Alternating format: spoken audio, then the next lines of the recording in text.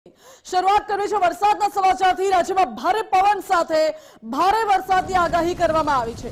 સૌરાષ્ટ્ર, દક્ષિણ ગુજરાત, મધ્ય ગુજરાતમાં ભારે વરસાદની આગાહી કરાઈ છે। આ સાથે 40 થી 60 કિલોમીટરની ઝડપે પવન ફૂંકાઈ શકે છે। તો સુરેન્દ્રનગર, મોરબી, જામનગરમાં અતિ ભારે વરસાદની આગાહી કરાઈ, જ્યારે દેવભૂમિ દ્વારકા, રાજકોટ, કચ્છમાં વરસાદનું રેડ એલર્ટ આપવામાં આવ્યું છે અને અમદાવાદ, ગાંધીનગર, ખેડા અને આણંદમાં પણ ભારે વરસાદ વરસી શકે છે। જ્યારે ઉત્તર ગુજરાતની વાત કરવામાં આવે તો બનાસકાંઠા, પાટણ, મહેસાણામાં ભારે વરસાદની આગાહી, પંચમહાલ, દાહોદ, છોટાઉદેપુરમાં પણ ભારે વરસાદ વરસવાની શક્યતા। હાલ તો કેટલાક વિસ્તારોમાં વરસાદનું રેડ એલર્ટ પણ આપવામાં આવ્યું છે। આજ મુદ્દે મારી સાથે ન્યૂઝરૂમથી સહયોગી ઉમંગ રાવલ લાઈવ જોડાઈ ગયા છે। ઉમંગ, રાજ્યમાં કેટલાક સ્થળે વરસાદનું રેડ એલર્ટ છે તો કેટલાક સ્થળે અતિ ભારે વરસાદની આગાહી છે। બિલકુલ, અત્યારે જો આપણે જોઈએ તો સૌરાષ્ટ્રમાં ખાસ ભાવનગર સહિતના જે જિલ્લાના તાલુકાઓ છે ત્યાં આગળ મુશળધાર મેઘો વરસી રહ્યો છે। બોટાદ હોય તો ત્યાં આગળ પણ એક પરિસ્થિતિ જોવા મળી રહી છે અને આવનારા સાંજ સુધીનો જે સમય છે સૌરાષ્ટ્ર માટે ભારે સાબિત થઈ શકે છે। આ બાજુ દક્ષિણમાં પણ પંચમહાલથી માંડી અને દાહોદમાં પણ ભારે વરસાદ વરસી શકે છે। એટલે આપણે વિંડી માધ્યમથી જોઈએ કે અત્યારે જે કરંટ પરિસ્થિતિ જે છે ગુજરાતની જોઈએ તો ગુજરાતભરમાં છૂટો છવાયો વરસાદ દેખાઈ રહ્યો છે। ઝરમર વરસાદ અમદાવાદમાં પણ શરૂ થયો છે અને તેને લઈને જ આ આખો જે એરિયા આપ જોઈ રહ્યા છો એ આખો જ દક્ષિણથી માંડી બોટાદ, જસદણ અને અમરેલી, મહુવા, અલંગ, ભાવનગર, આ જિલ્લો જે છે ભાવનગર એ સૌથી વધારે અત્યારે પ્રભાવિત છે। તો બોટાદની અંદર પણ મેઘો મુશળધાર વરસી રહ્યો છે। અમરેલીમાં કારણ કે આજે આપણે ગુલાબી કલરની આખી જે લાઈન જોઈએ છે એમાં જ્યાં જે જિલ્લાઓમાં દેખાઈ રહી છે ત્યાં આગળ સૌથી વધારે વરસાદ છે વરસી રહ્યો છે। બીજી તરફ વાત કરીએ તો સુરેન્દ્રનગરમાં પણ વરસાદ છે શરૂ થઈ ગયો છે અને અમદાવાદમાં પણ છૂટો છવાયો વરસાદ હાલ દેખાઈ રહ્યો છે, એટલે કે ઝરમર વરસાદ। પરંતુ સૌરાષ્ટ્ર ઝોન, ખાસ કરીને દરિયાઈ પટ્ટો જે મહુવાથી અલંગ અને ભાવનગરનો આખો જે દરિયાઈ પટ્ટો છે ત્યાં આગળ પણ ભારે પવન ફૂંકાવાની શક્યતાઓ છે દેખાઈ રહી છે। એની ઝડપ લગભગ 40 થી 60 કિલોમીટર હોઈ શકે તેવું અનુમાન છે એ કરવામાં આવી રહ્યું છે અને તેને લઈને જ એલર્ટ પણ આપવામાં આવ્યું છે। એનડીઆરએફની જે ટીમો છે તેને પણ તૈનાત કરવામાં આવી છે અને તેને લઈને સૌરાષ્ટ્ર ઝોનમાં દર વર્ષે વરસાદ પડે એટલે પાણી ભરાવાની સમસ્યા થઈ જાય છે। હવે જ્યારે શેત્રુંજય ડેમ જે છે એ ડેમ જે ભરાઈ ગયો છે એ ડેમના કારણે કયા તાલુકાના કેટલા ગામો ઇફેક્ટિવ થાય છે એ પણ આપણે સમજીએ, કારણ કે આ જે ગૂગલ મેપ છે, ગૂગલ મેપ થકી હું આપને માનસી બતાવું કે જે શેત્રુંજય નદી છે એ શેત્રુંજય નદી અને તેનો જે ડેમ બનાવવામાં આવ્યો છે એ ભરાઈ ગયો છે।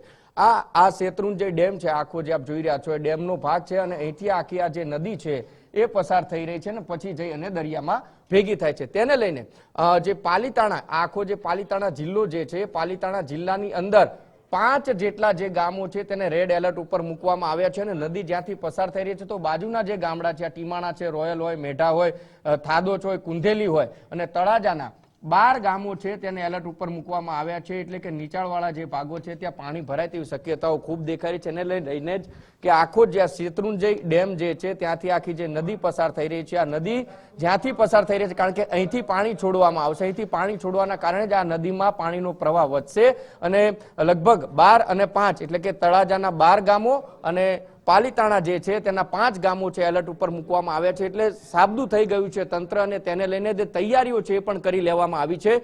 લગભગ બપોર પછી શેત્રુંજય નદીના દરવાજા ખોલવામાં આવશે, ડેમના દરવાજા ખોલવામાં આવશે અને ત્યારબાદ પાણીનો જે પ્રવાહ વધશે તો તેને લઈને ખાસ એસડીઆરએફ અને એનડીઆરએફની ટીમો છે તૈનાત કરવામાં આવી છે, કારણ કે આવી કોઈ પણ આપદા ઊભી થાય તો એનડીઆરએફ અને એસડીઆરએફને સ્ટેન્ડ બાય રાખવામાં આવતી હોય છે। ગઈકાલે પણ ભાવનગરના કેટલાક ગામો જે સંપર્ક વિહોણા થયા હતા અથવા તો જે લોકો ફસાઈ ગયા હતા તેમને પણ એનડીઆરએફ અને સ્થાનિક ફાયર વિભાગ જે છે ભાવનગર તેમના થકી રેસ્ક્યુ કરવામાં આવ્યું હતું। એટલે તંત્ર તૈયાર છે, પરંતુ માનસી એ વાત પણ હકીકત છે કે પહેલો વરસાદ ક્યાંક એ તમામ મહાનગરપાલિકાઓની પોલ ખોલતું હોય છે અને એ જ દ્રશ્યો છે ફરીથી આ વરસાદની અંદર ગુજરાતમાં મહાનગરપાલિકાઓ જે આવેલી છે 8 જેટલી, હજી તો ભાવનગરની વાત છે, જુનાગઢની વાત છે, અમદાવાદની હોય તો ત્યાં જ વરસાદે પ્રી મોન્સૂન કામગીરી જે તંત્ર કરતું હોય છે તેની પોલ ઉગાડી પાડી દીધી છે।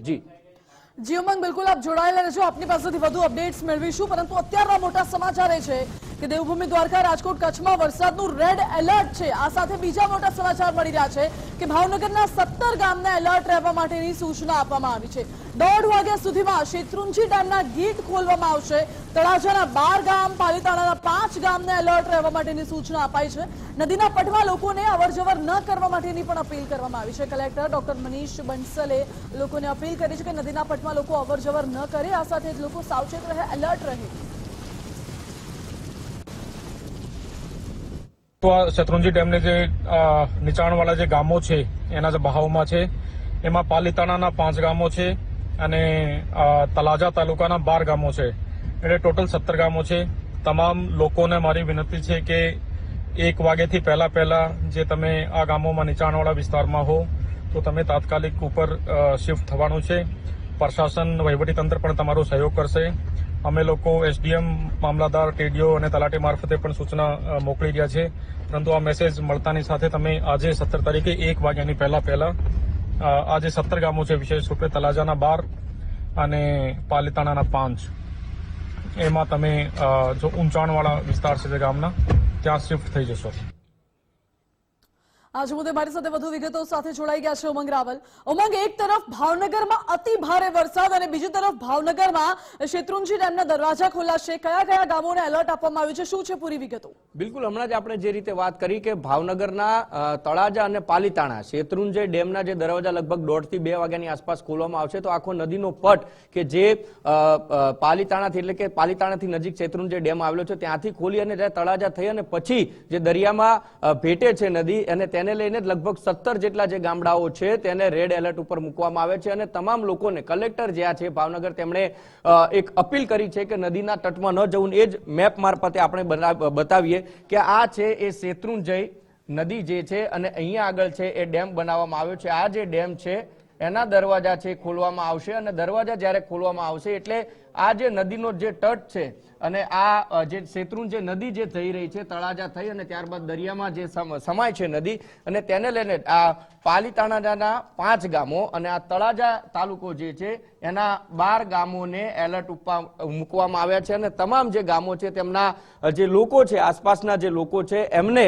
આ આખા જે જગ્યા છે એટલે કે આ નદીનો જે પટ છે ત્યાં આગળ કોઈને પણ સહેલાણીઓને અથવા તો સ્થાનિક લોકોને ન જવા માટે અપીલ કરવામાં આવી છે. કારણ કે એનું મુખ્ય કારણ એવું છે કે અહીંથી જ્યારે પાણી છોડવામાં આવશે એટલે પાણીનો પ્રવાહ વધવાનો છે અને એના કારણે તળાજાના 12 ગામો અને પાલીતાણાના જે 5 ગામો છે તેને એલર્ટ ઉપર મૂકવામાં આવ્યા છે. અને એ જો ગામોની વાત કરીએ તો પેઢા, ટીમાણા, રોયલા, કુંધેલી, થાદોચ અને પેઢા કરીને જે ગામડાઓ છે કે જે નદીના તટથી એકદમ નજીક આવેલા છે તે તમામ લોકોને એક અપીલ કરવામાં આવી છે. કલેક્ટરે અપીલ કરી છે. સાથે જ એનડીઆરએફ અને એસડીઆરએફની જે ટીમ છે તેને સાબદી ગોઠવવામાં છે. સાથે જ સ્થાનિક તંત્ર એટલે કે ફાયર વિભાગ તેમને પણ સાબદું તૈયાર કરવામાં આવ્યું છે. કારણ કે ગઈ વખતે વરસાદની અંદર આપણે ઘણી બધી વડોદરાની જો વાત કરીએ તો ત્યાં એવું જોયું હતું કે જે બોટ હોય એ ખસ્તા હાલત થઈ ગઈ હતી અને એના કારણે પણ લોકોને હાલાકી ભોગવવી પડી હતી. વડોદરાના લોકોએ જે પૂરની પરિસ્થિતિનો સામનો કર્યો હતો એવું ફરીથી ન થાય એના માટેની હવે જોઈએ પૂર્વ તૈયારીઓ તો કરી હતી, પરંતુ આ શેત્રુંજય નદીમાં જ્યારે પાણી છોડવામાં આવશે ત્યારે સ્થાનિક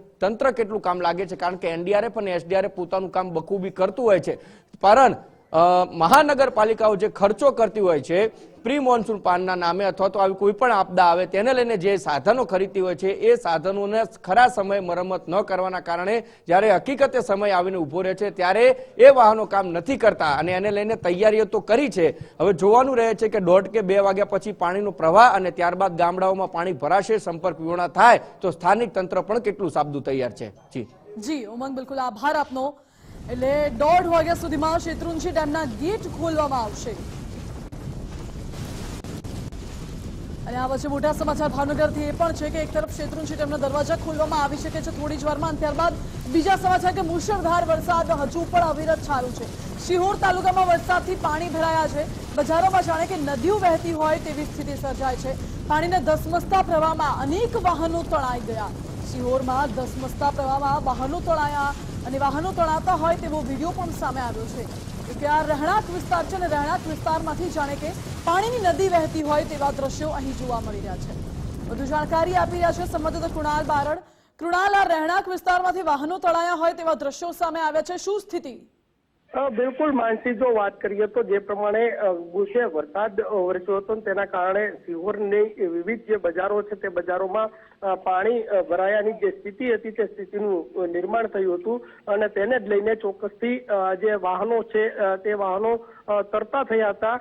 હાલની સ્થિતિની વાત કરીએ તો હાલ જે સ્થિતિ શિહોરમાં સામાન્ય જોવા મળી રહી છે. વરસાદ એ વિરામ લીધો છે, પરંતુ ક્યાંક ને ક્યાંક કહી શકાય કે જે પ્રમાણે શિહોરના જે વિવિધ બજારો હતી, વિસ્તારો હતા, તે વિસ્તારોમાં વરસાદી પાણીના કારણે ચોક્કસથી વાહનો જે છે તે તરતા જોવા મળ્યા હતા. જી કૃણાલ, આભાર આપનો. ભાવનગરના મહુવામાં તળાજાનો મેથળા બંધારો ઓવરફ્લો થયો છે। ધોધમાર વરસાદ પડતા મેથળા બંધારો ઓવરફ્લો થયો। અતિ ભારે વરસાદથી બગડ નદીમાં ઘોડાપૂર આવ્યું છે। તેર ગામના ખેડૂતોને કુવાઓના પાણીમાં હવે સુધારો જોવા મળશે। આ સાથે જ મેથળા બંધારો ઓવરફ્લો થતા ખેડૂતોમાં પણ અત્યારે ખુશીની લહેર ફરી વળી છે।